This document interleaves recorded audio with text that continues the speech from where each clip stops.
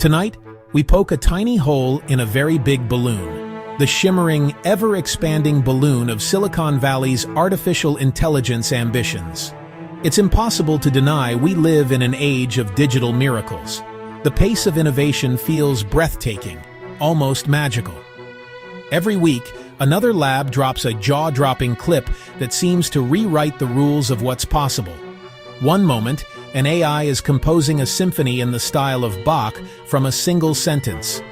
The next, it's generating photorealistic video from a simple text prompt, blurring the line between imagination and reality. On another stage, there's another promise of a radically new tomorrow. We see robots that can finally nail the delicate stuff, handling objects with a dexterity that was once exclusively human. Jensen Huang, Satya Nadella, Sam Altman. These are the architects of our new age. They sell a future transformed, a world of abundance and effortless creation, powered by ever smarter machines. The narrative is powerful, compelling, and backed by billions of dollars in investment and computing power. It feels inevitable. But what if the fundamental math, the very bedrock on which this revolution is built, says, "Not so fast"? What if there's a hard computational ceiling we're about to hit? A new paper by Vishal Sikka and Vireen Sikka lands with quiet, devastating logic. It doesn't rely on opinion or speculation. It relies on the foundational principles of computer science. And this comes from a place of deep expertise. Vishal studied under the legendary John McCarthy, the man who literally coined the term artificial intelligence. This isn't a forecast of doom and gloom. It's a pinprick of truth, a dose of computational reality in an era of boundless hype. And it changes everything.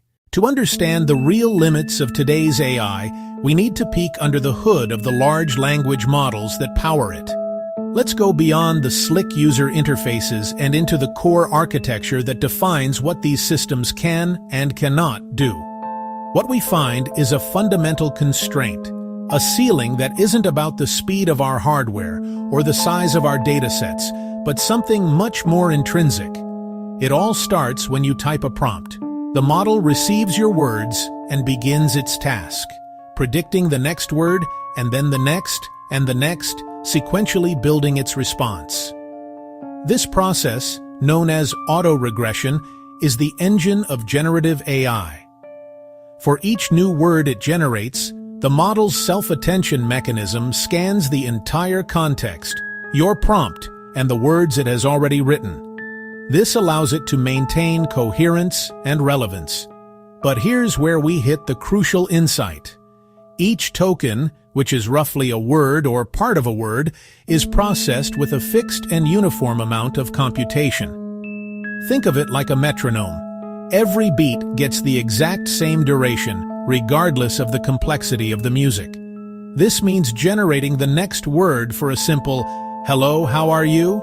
involves the same computational effort as generating the next word in a proof for a complex physics theorem. The model applies the same per-token effort, no matter the task's difficulty. It has no mechanism to pause, reflect, and allocate more thinking time to a particularly tricky part of a problem. The model can't decide to think harder. This is why simply adding faster chips doesn't solve the problem. Faster hardware makes each fixed step happen more quickly, but it doesn't change the fixed budget per step. It lifts the overall speed, but not this fundamental architectural ceiling. Likewise, making models bigger by training them on more data just means they can recognize and mimic more patterns. They have a larger library of knowledge to draw from, but they still operate within the same rigid per-token computational ceiling. For many tasks, drafting emails, writing summaries, generating ideas, this fixed budget is more than enough. These fall well within the model's capabilities. But when we ask for long, fragile chains of reasoning that require deep, iterative thought, that's when the model hits the wall. This fixed compute per token architecture is the ceiling no one wants to talk about, and it's the key to understanding the true nature of AI's current limitations. To really understand this ceiling, the paper uses a classic test of computational reasoning, the traveling salesman problem. The concept is simple, but its solution is notoriously hard. Let's make it concrete. Imagine a salesman needs to visit just 5 cities. The goal is to find the absolute shortest route that visits each city once before returning home. With 5 cities, there are only 12 unique paths.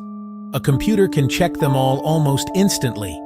But the paper's challenge uses 20 cities. Now the problem explodes. The number of possible routes skyrockets to over 2 quintillion. To put that in perspective, if a supercomputer could check 1 billion routes every single second, it would still take over 77 years to try them all. Brute force is simply not an option. This is where classical optimization algorithms shine. They don't check every route.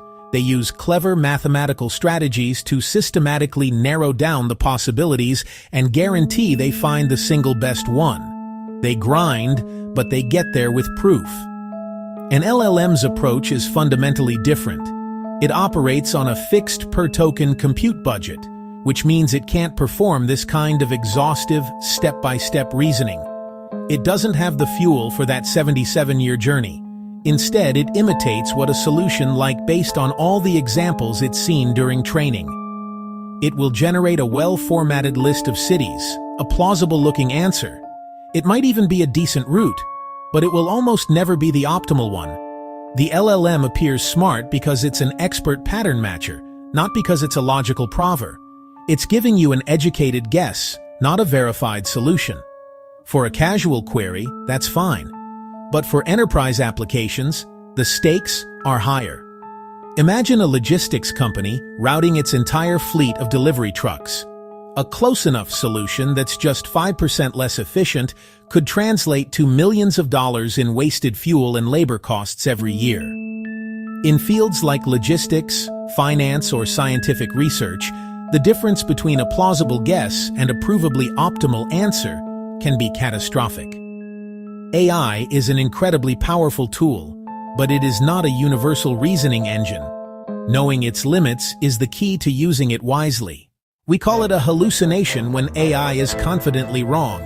We're told newer models will erase the errors. Sika says, for some problems, errors are mathematically unavoidable. Verification often costs as much as solving. Enter agentic workflows, step-by-step thinking. Browse, use tools, loop through steps. Feels like more room to think. But the budget per step never changes. Errors in long chains compound. A tiny slip at step 3 wrecks step 4, 5, 10. It can't deeply verify its own logic. Agent chains don't remove the ceiling. They extend the crash runway. Great on short demos. Weird in the wild. Vending Bench 2. Run a vending business for a simulated year. Agents like Claude Opus and Gemini Pro start with $500. On paper, nice profits, but a typical human crushes it, over 60 grand. Over time, agents lose coherence. They're tricked by simple social moves. One even tried reporting a $2 bank fee as fraud. This is the theorem in the wild. Solution: a human in the loop to reset errors. The ceiling is real. The wonder remains. Treat AI as an accelerator, not an oracle. Cut through pitch decks. Follow the math. 1. Be ruthlessly specific. Ask for tight, pattern-friendly outputs. 2. Build human checkpoints into every chain. 3. Use AI for patterns. Keep humans on logic. They didn't tell you that part. Now you know.